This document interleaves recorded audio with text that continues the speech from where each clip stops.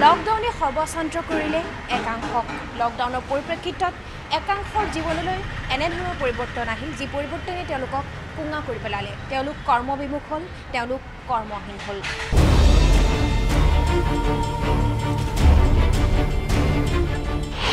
লকডাউনত থানবান জীৱনৰ সপোন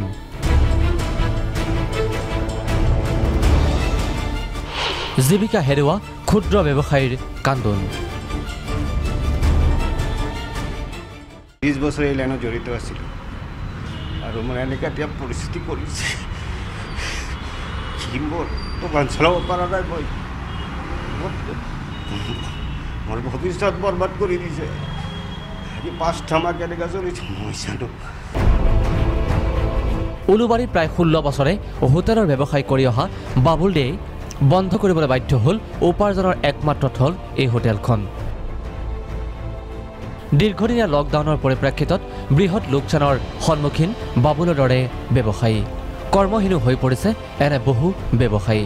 বাবুল দেৰ দৰে এতিয়া হোটেলৰ ভাড়া দিব নোৱাৰি বহু ব্যৱসায়ীয়ে অনিষ্ট সত্ত্বেও বন্ধ কৰিবলগীয়া হৈছে ব্যৱসায় টকা মই ভাড়া ক'ৰ পৰা দিম 20,000 টকা মাহত ভাড়া ইলেক্ট্ৰিক বিল পানী লৈ কিনে দোকান ভাড়া লৈ কিনে 20,000 টকা ভাড়া দিব লগা হৈছে মোৰ মই 1 লাখ টকা ক'ৰ পৰা দিম মোৰ হাতত পইচা নাই এতিয়া মই পৰিয়াল চলাব পৰা নাই মই লকডাউনত মানে একো হোৱা নাই 5 মাহ পুৰা বহি আছোঁ মই হোটেল লাইন পুৰা 5 মাহ পুৰা বন্ধ একদম প্ৰায় 30টা বছৰে এই ব্যৱসায়ৰ লগত জড়িত বাবুল দে আৰু তেওঁৰ পত্নী এতিয়া দিশহাৰা পৰিয়ালৰ কেনেকৈ ভৰণ পোষণ কৰিব তাক লৈ চিন্তিত তেওঁলোক এইটো লাইন নকৰোঁ আৰু এইটো লাইনত এতিয়া বহুত টকা খৰচা হৈ যাব আগৰ নিচিনা এইটো লাইন ঘূৰি নাহে এতিয়া কাৰিকৰ ৰাখিব লাগিব চেলছমেন ৰাখিব লাগিব কাৰিকৰত দিব লাগিব 10,000 পৰা 12,000 চেলাৰী এটা চেলছমেন লাগিলে 8,000 টকা চেলাৰী দিব লাগিব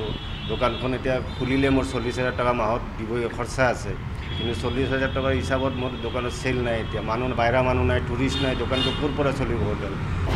উপাৰ্জনৰ বাট হেৰুৱাইছে আন একাংশয়ো প্ৰতীকী ৰূপত দেখুৱাইছোঁ নলবাৰী ষ্টেচনৰ সমীপৰ প্ৰায় 17টা পৰিয়াল লকডাউনৰ বাবে নিমাম ষ্টেচন আৰু হামৰাও কাঢ়িছে এইসমূহ পৰিয়ালে ৰেলযাত্ৰীয়ে থৈ যোৱা চাইকেল বাইকৰ ভাড়াই মূল আৰ্জন কিন্তু 4 মাহে নাই আৰ্জনৰ কোনো উপায় নলবাৰী ষ্টেচনৰ সন্মুখতে আমাৰ পাৰ্কিং আছে আৰু এই পাৰ্কিঙেৰে আমাৰ গোটেই পৰিয়ালটো চলি থাকে 4 মাহে উকলি যোৱাৰ পিছত এখন মানে বাইকো বা গাড়ী আমাৰ মানে পাৰ্কিঙত সোমোৱা নাই বহুত ধৰণৰ অভাৱ মানে আচৰিত ধৰণৰ মানে কথা ক'ব নোৱাৰি যিটো তাৰমানে অভাৱত আমি প্ৰথমবাৰৰ পৰা পৰিছোঁ আৰু এই অভাৱত এতিয়া আৰু ভৱিষ্যত কি হ'ব এইটো গমেই পোৱা নাই পানীত ধান নচৰা অৱস্থা বৰ্তমান কাৰণ আজি 4 মাহে আমাৰ একদম নীল একোই নাই তাৰমানে ট্ৰেইন চলা নাই মানে আমি শেষ আৰু সেনেকৈ চলি আছিলোঁ আমাৰ পৰিয়ালটো 5জনীয়া পৰিয়াল আমি মানে ভাষাৰে প্ৰকাশ কৰিব নোৱাৰোঁ আৰু সেইটো লকডাউনৰ পৰা পাৰ্কিঙত এটা আঠালা পইচাও পোৱা নাই কেতিয়াবা তেনে নাখা কৰি থকা